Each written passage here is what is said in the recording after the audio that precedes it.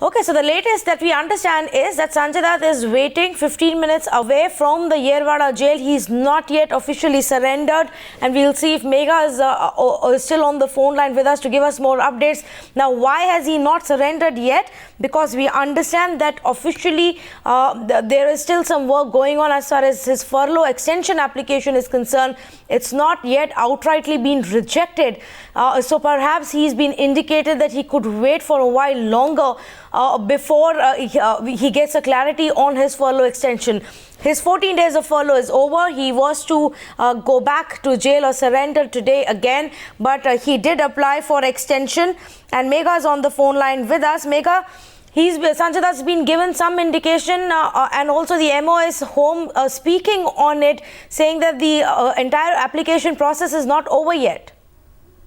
Well, what the MOS has said today, and this, of course, has happened after Sanjay had left his residence and he was on his way to Pune. After that, of course, in a function at the BJP office, the MOS arrived, and when we media people asked him about the status of Sanjay's extension of the furlough, he said that the process was not complete. Now, that is one line that has been, picked up by the side of Sanjay Dutt by his lawyer, saying that when the minister himself is saying that the process is not complete, then why should we not then make use of the recent circular which is out, which says that every convict has a right to, if the convict doesn't surrender after 14 days of furlough gets over, the action will be taken on him only on the 29th day. So he gets another 14 days. Now, why should we not make use of that particular circular?